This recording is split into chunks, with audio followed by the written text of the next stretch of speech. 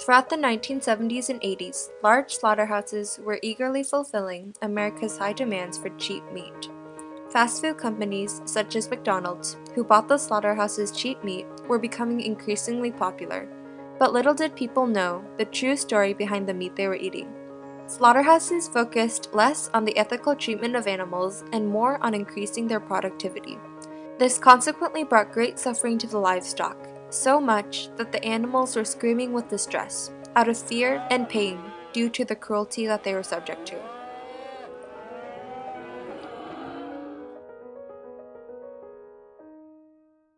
Dr. Temple Grandin's leadership in changing the treatment of livestock at slaughterhouses during the 1970s and 1980s has created a legacy of more humane treatment and changed people's views of livestock from being things without feelings to creatures who do experience pain and fear. Born in 1947 and diagnosed with autism at the age of 2, doctors predicted that Temple Grandin would have trouble being successful in life. Autism is a neurodevelopmental disorder where the person is characterized by deficits in social interaction and verbal and nonverbal communication. However, Dr. Grandin's mother, Eustacia Cutler, and high school science teacher, Dr. Carlock, never lost faith, and with their help, she was able to follow her passion, animals. Dr. Grandin has also not let her autism impede her career, instead using her hypersensitive brain to her advantage. Temple Grandin's ability to recognize and understand the tremendous stress animals went through revolutionized the way cattle were handled in slaughterhouses.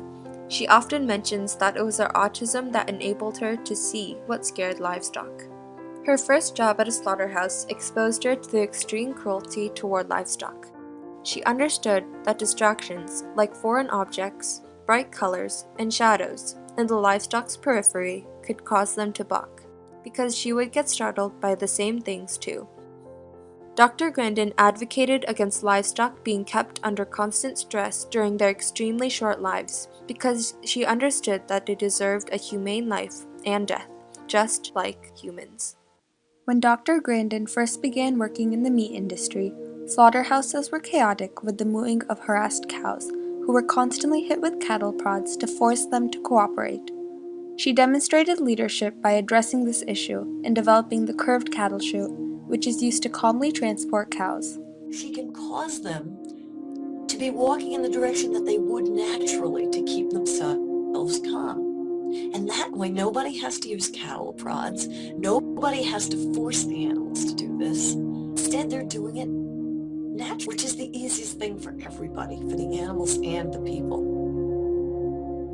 Dr. Grandin was also the first to realize how crucial it was to improve the interactions between workers and livestock in slaughterhouses. Previously, no one had thought that the employees' behavior would impact the livestock as well. But there's two things you have to improve.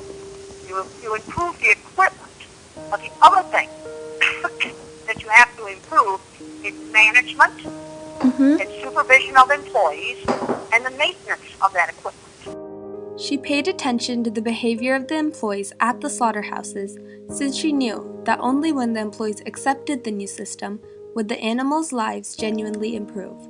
Dr. Grandin created audits or numerical scoring systems to monitor the conduct of the employees towards the animals. Some examples of the behaviors that would not be tolerated in the audits were hitting or beating animals up, dragging live animals, driving animals on top of each other on purpose, sticking prods and other objects into sensitive parts of animals, and slamming gates on animals on purpose. Temple developed the gold standard for how to handle animals within a slaughter facility. So anyone that works within that industry uses her guidelines. Slaughterhouse inspectors used her audits because they were a much more concrete way of measuring the ethical treatment of the animals compared to some more open-ended standards. The high bar the audit set ensured that the livestock's treatment was monitored and improved. She's been able to accomplish a peaceful death for animals, and that makes it much better not just for the animals but for the people who work there. In the beginning, the gender barrier and her autism prevented Temple Grandin from spreading her ideas. Even though it was the 1980s, 60 years after women had gained suffrage, she was still not treated equally to her male counterparts. As Dr. Grandin said in a personal interview, a lady in a man's world was basically invisible back then. For instance, when Temple Grandin wanted to enter a slaughterhouse to do research, the workers wouldn't admit her because she was a woman. She persevered and obtained a press pass from a local company to write about the slaughterhouses for them, thus gaining access into that slaughterhouse and countless others. Her autism was also a barrier for her because she had to work much harder to communicate with other people. Dr. Grandin has written 10 books and hundreds of articles regarding the humane treatment of livestock in slaughterhouses. Her ideas were approved and praised by experts in the agricultural field. Several of her articles were published in popular farming periodicals such as the Beef Magazine and Arizona Farmer Ranchman. She has given hundreds of speeches throughout the United States to farmers, ranchmen, slaughterhouse owners, and fellow scientists.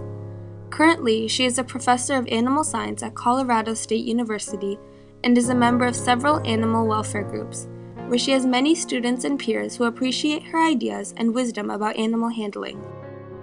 She has tons of energy, is always teaching, is always coaching and motivating, and I think that energy and that passion that she has is what motivated me to want to do kind of the same thing. Animal rights activists like Henry Spira, who believed in the total liberation of animals, say that Dr. Grandin should be putting a stop to the slaughter of animals for human consumption. Dr. Grandin isn't anti-slaughterhouses, but she still wants the animals to have better lives. She believes we should give the animals you eat a decent life and a humane death. She reasons that the animals don't know that they're going to be slaughtered, so as long as they are treated humanely while in the slaughterhouses, reducing the fear that they experience will still improve their quality of life. To bring this into perspective, she compares livestock to one's terminally ill grandmother, since nobody would ignore the proper treatment of their grandmother just because she was going to die. They would treat her well until the end of her life, and Dr. Grandin argues that animals should be treated the same way. She knows that animal products, such as fast food, gelatin products like marshmallows, and leather, are used in so many items of everyday use that it would be impractical for everyone to put a complete stop to the consumption of animal products. She herself eats meat due to a limiting medical condition.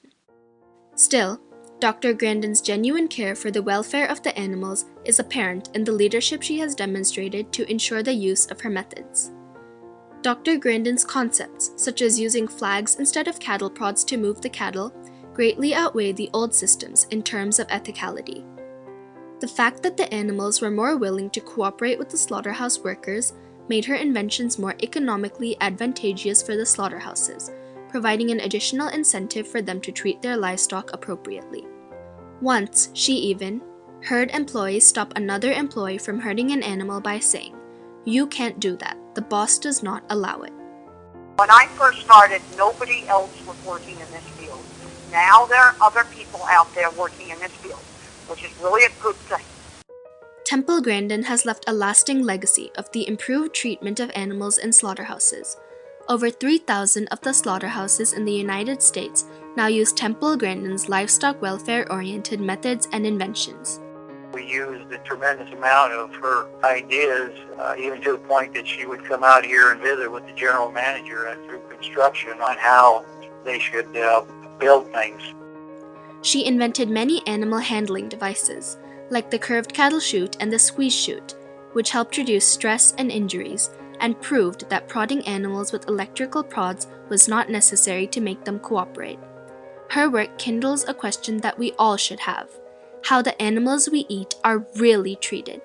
Slaughterhouses learned, and are still learning, Dr. Grandin's valuable lesson of treating animals with the respect that they deserve. Her leadership has left a powerful legacy. When I first started, people would be yelling and screaming and hitting cattle back in the 70s and the 80s. Now you go into a large slaughter plant and it's real calm.